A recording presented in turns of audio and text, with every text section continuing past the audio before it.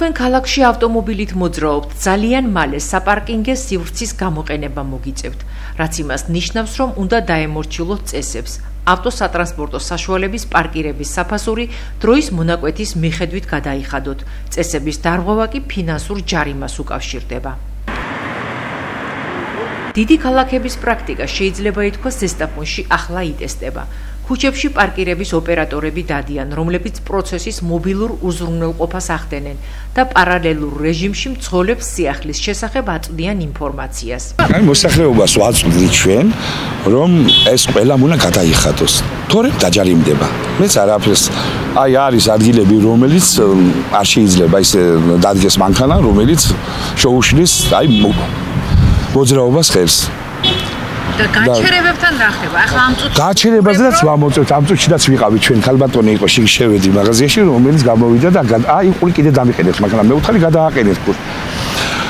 ახლა კიდე ვივალე, მაგასთან მე ხელმეორეთ, რომ აი მანქანა რომ წესი მოვაწესრიგოთ ეს ქუჩები.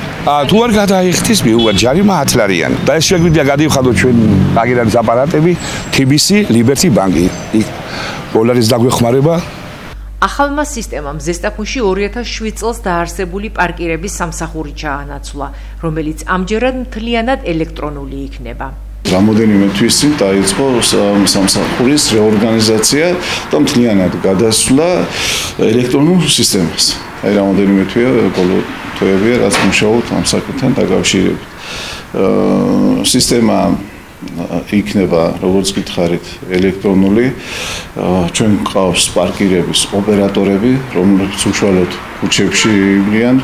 ისინი აღჭურვილი იქნებიან სათანადო ტექნიკით, ეს არის მობილური პლანშეტები, სადაც ჩატანილი არის ავტო ყველა სახის ავტომობილის მაიდენტიფიცირებელი სახელმწიფო ნომრები და იმ ნომრებზე არის შემდეგ ყველაფერი აგებული.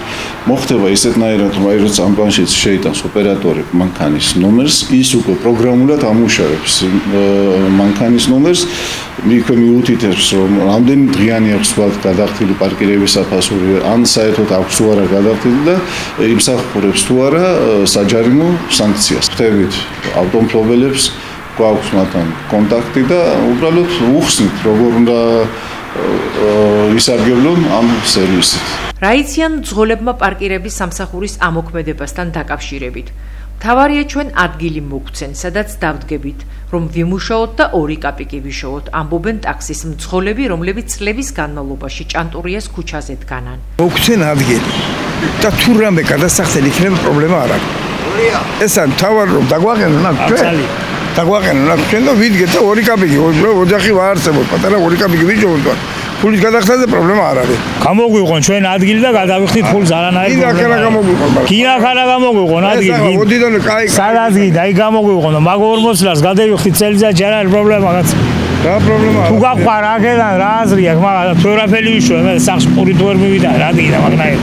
შემოსავლის წყაროს კარგავენ ავტომესადგომეები, ეგრეთ წოდებული სტაიანშიკები. ასაც გვეტყვიან წადის სახშოთ წავალ ქალბატონს. აგებს ხურფა წავალ სახში. ახლა ვიცი რა იქნება. რასაც გვეტყვიან ისე მოვიქცევი.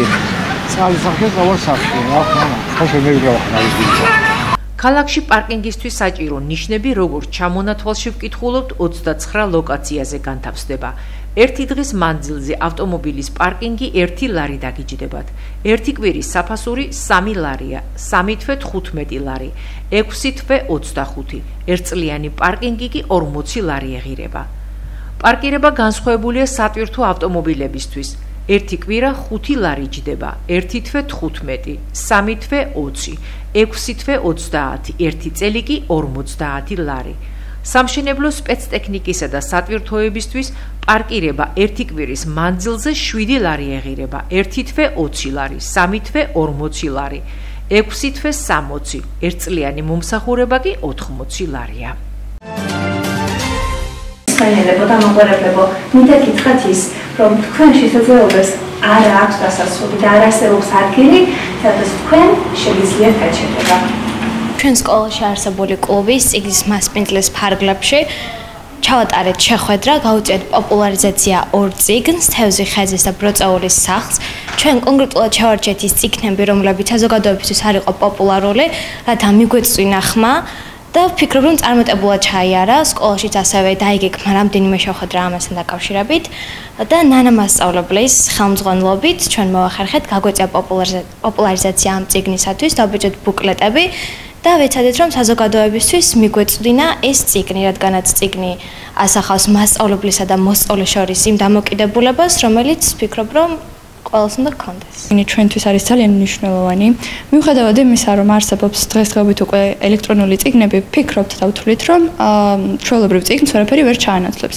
ეს დღეს სწორედ ამას ემსახურება და ჩვენი ღონისძიებაც, რომ გავუწიოთ მეტი რეკომენდაცია წიგნებს, ისეთ წიგნებს, რომლებიც ნაკლებად პოპულარულია ბავშვებში და შევაყაროთ მოსწავლეებს კითხვა. გავზარდოთ მოსწავლეებში მკითხველთა რაოდენობა. ზესტაფონის ცენტრალურ ბიბლიოთეკაში მე-7 სკოლიდან მოწვეული არიან მე-9 კლასელები, ქალბატონ ნანა ჭიტორელიძეს ხელმძღვანელობით და ბავშვებმა განიხილეს ორი ძალიან მნიშვნელოვანი წიგნი, ეს არის თევზი ხეზე და ბროწეულების სახლი. კიდევ ერთხელ გილოცავთ ამ დღეს. მოსწავლეებს მოუწოდებთ, რაც შეიძლება მეტი ვიკითხოთ და მეტად ჩავერთოთ მსგავს ღონისძიებებში. წიგნი ეს არის ის, რასაც ჩვენ რაც ეს ბუნების არ არის ბუნების წარმონაქმნი. დანარჩენი არის წიგნისგან შექმნილი. აი ეს მანქანები, აი მიკროფონი, ეს კამერა, სულ ყველაფერი, რასაც ჩვენ უყურებთ, ნივთებს, ტექნიკას, სულიერ სამყაროს, თეატრი, რელიგია, სულ ყველაფერი ეს არის წიგნის ბინადარი.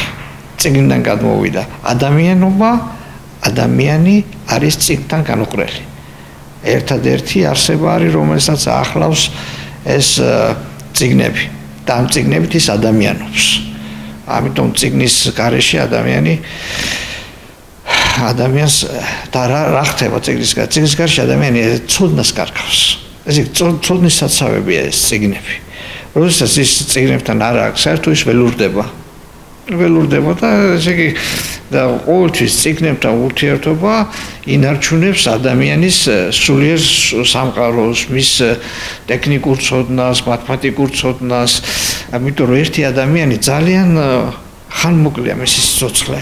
ამიტომ ისინი თავის ცოდნას ინახავენ ამ წიგნებში, საუკეთესო ნაწილი. ამიტომ ამ წიგნებით დგება ის, რასაც ჩვენ უყურებთ, აი გავიდენ მარსზე ავიდნენ, თვარეზე ავიდნენ, ეს ყველაფერი ცოდნის გამო მოხდა. და ეს ცოდნის შესანახი ადგილი იყო წიგნი. დღეს მართალია ეს ნელ-ნელა გადადის თქვა ელექტრონული სახით გადადის, მაგრამ ეს იგივე წიგნია. ეს სხვა რამე არ არის, ის წიგნია, ოღონდ ელექტრონული სახით არის. ესე იგი ცოდნის შესანახი ადგილი არის წიგნი. პირველ რიგში ჩვენს მუნიციპალიტეტს მიულოცავ ამ დღეს და ვუსურვებ უფრო მეტ მკითხველს როგორც ჩვენს მუნიციპალიტეტს, ასევე სრულიად საქართველოს. მე დღეს ღონისძიებას ვესწრები როგორც დილიკაური სათემო ცენტრის წარმომადგენელი. ჩვენ მივმართეთ სხვადასხვა გამომცემლობას და წიგნების მაღაზიას ინიციატივით, რომ ბიბლიოთეკისთვის კონკრეტულად ამ დღესთვის გამოიყოთ მცირედი საჩუქარი წიგნების სახით, რა თქმა უნდა, და გამოგვეხმაურა სულაკაურის გამომცემლობა, რომელმაც წვლილი შეიტანა ამ დღის გალამაზებაში და ბიბლიოთეკის მარაგის გამრავალფეროვნებაში. ჩვენ შარშანაც ვაწარმოეთ ეს კამპანია და ადვოკატირება ახალგაზრდების ზესტაფონისთვის საინიციატივო ჯგუფმა წამოიწყო გამოწვევა, ასე ვთქვათ, რომელიც მიმართავდა სხვადასხვა ორგანიზაციებს, გამომცემლობებს, წიგნის მაღაზიებს და ასევე ჩვეულებრივ რიგით მოქალაქეებს, რომ ბიბლიოთეკისთვის გადაეცათ წიგნები საჩუქრად და ვინაიდან ბიბლიოთეკა ვერ ახერხებს წლიდან წლამდე იმ მარაგის შევსებას, რომელიც სჭირდება სოფლებში განთავსებულ ბიბლიოთეკებს და 200-მდე წიგნი გადაეცა შარშან ჩვენი ინიციატივით ზესტაფონის ცენტრალურ ბიბლიოთეკას. დილიკაური სათემო ცენტრი, რა თქმა უნდა, აგრძელებს ამ ადვოკატირების კამპანიას და შევეცდებით, რომ კიდევ უფრო ხშირად შევიტანოთ წვლილი ჩვენი ქალაქის განვითარებაში. დღეს აღინიშნება წიგნის საერთაშორისო დღე და თუ არა ბიბლიოთეკაში სადაც აღინიშნული იყო ეს დღე, ამიტომ ჩვენ მოვიწვიეთ მე-7 საჯარო სკოლის მოსწავლეები, რომლებმაც დღეს წარმოგვიდგინეს ორი წიგნის პრეზენტაცია და ამით აღნიშნეთ დღევანდელი დღე. ასევე დღეს აღინიშნება წიგნის ჩუქების დღე. ბაკურ სულაკაურის გამომცემლობამ ჩვენ საჩუქრად გამოგვიგზავნა წიგნები და ეს წიგნებიც გადაეცემა, რა თქმა უნდა, ბიბლიოთეკას და არის ძალიან დიდი შენაძენი. მინდა ახლა აქვე აღვნიშნო, რომ 23 აპრილიდან 30 აპრილამდე საბიბლიოთეკო სისტემაში ჩატარდება საბიბლიოთეკო კვირეული. ეს საბიბლიოთეკო ასოციაციის მიერ არის გამოცხადებული და რა თქმა უნდა ჩვენ შეუერთებით ამ ღონისძიებებს და ყველა მოქმედ ბიბლიოთეკაში, ზესტაფონის მუნიციპალიტეტში არსებობს 17 ბიბლიოთეკა და ყველგან გაიმართება სხვადასხვა ღონისძიებები. და ამით ჩვენ აღვნიშნავთ 30 აპრილს დავხურავთ საბიბლიოთეკო კვირეულს.